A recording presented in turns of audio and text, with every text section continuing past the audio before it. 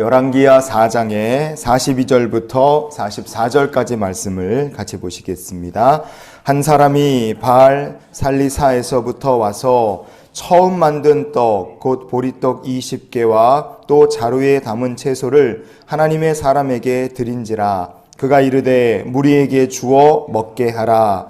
그 사안이 이르되 내가 어찌 이것을 100명에게 주겠나이까 하나, 엘리사는 또 이르되 무리에게 주어 먹게 하라.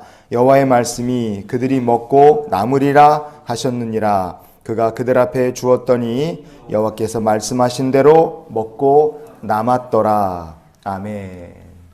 어떤 사람이 흉년 중에 보리를 이렇게 수확해서 떡을 만들었어요. 그는 흉년에 고생하는 선지자들이 생각이 났습니다. 그래서요, 보리떡 20개 만들고 채소를 또 한 자루 싸들고, 그리고 선지자들이 있는 곳으로 그가 와서 이게 맡기는 거예요.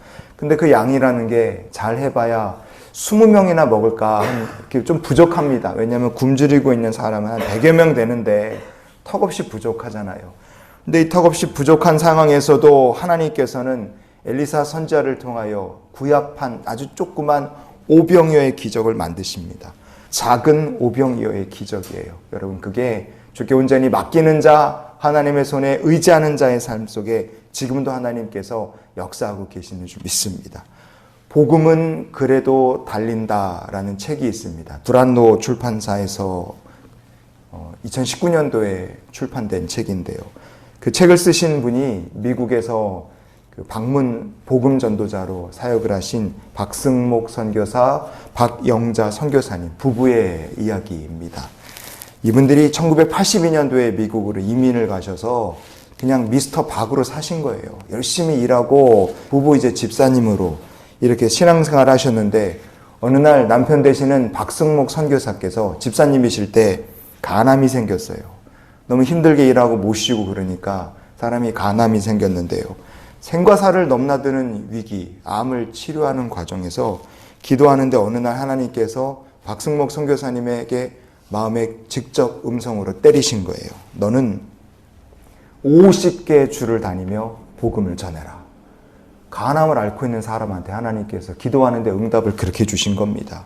그래서요, 암에 걸려서 다 죽어가던 사람이 하나님 말씀의 응답에 순종해서요, 그때부터 큰 버스를 산 거예요. 우리가 그 관광버스 있잖아요. 관광버스 같은 거를 사갖고 박승목 선교사님께서 그거를 두 부부가 이제 거기에 그걸 집으로 삼아서 미국의 하와이 빼고 49개 주를 그 버스를 운전해서 다 다니시면서 복음을 전하는 거예요.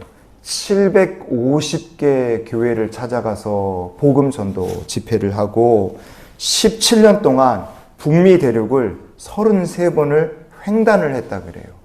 그러니 얼마나 고생스럽게, 그러나 얼마나 열정적으로 그분들이 전도했겠습니까?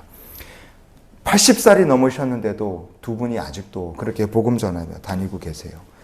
이 선교사님들이 샌디에이고라는 곳에 방문을 했을 때 일입니다. 차가 필요한데 차를 살 돈이 없잖아요.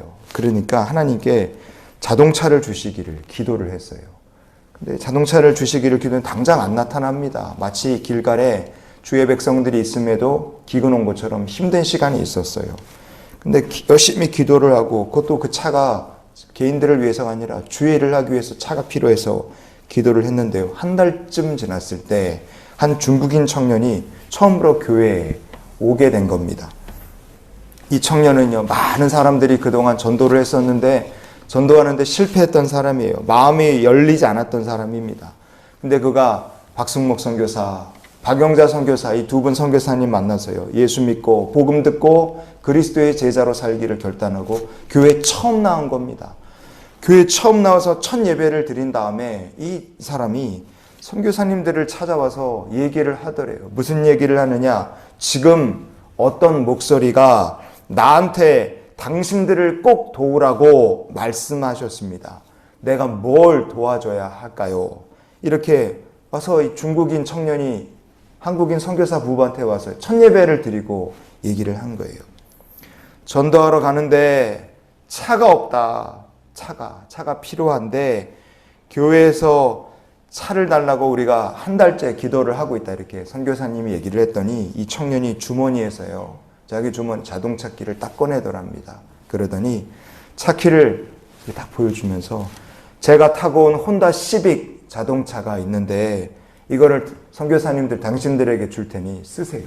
교회 처음 나온 청년이 그렇게 얘기를 하는 거예요. 그렇게 자동차 키를 그냥 그렇게 넘겨 딱 주더랍니다. 그래서요, 두 분 선교사님께서 자동차를 놓고 기도했던 기도가 한 달 만에 그렇게 응답이 됐다.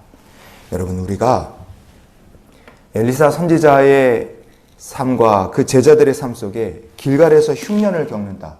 우리가 그거를 생각할 것이 아니라요, 그 길갈에서 겪는 흉년 가운데 하나님께서 그들을 일용할 양식으로 채우셨고 필요한 것들을 부으셨다는 것을 생각했으면 좋겠습니다. 길갈의 흉년만 찾아온 것이 아니라 하나님께서 베푸신 두 개의 기적이 찾아왔다는 거죠. 그리고 그 기적은요, 의심하고 불순종했던 사환 같은 사람에게도 하나님께서 주시는 은혜가 됐다, 이겁니다.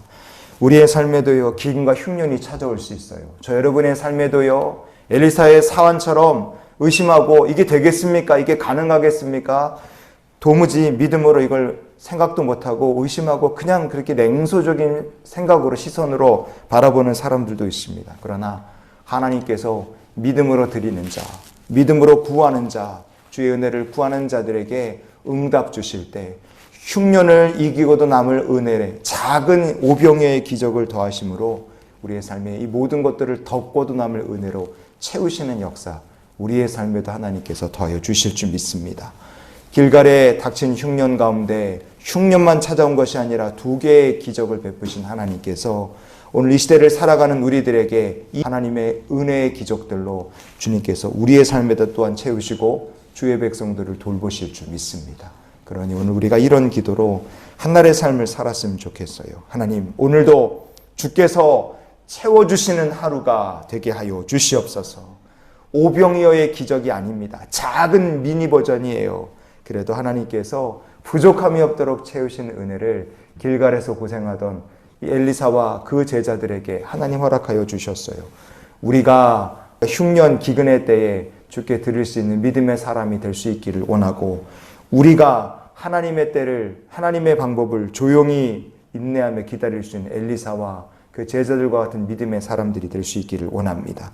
나의 하나님이 그리스도 예수 안에서 영광 가운데 그 풍성한 대로 너희 모든 쓸 것을 채우시리라. 빌립보서 4장 19절에서 사도 바울이 이렇게 고백한 것처럼 오늘 이 한날의 삶, 하나님께서 여러분의 삶 속에 그 모든 필요한 것을 풍성하게 채우시는 은혜의 한날이 되시기를 주의 이름으로 축원을 드립니다.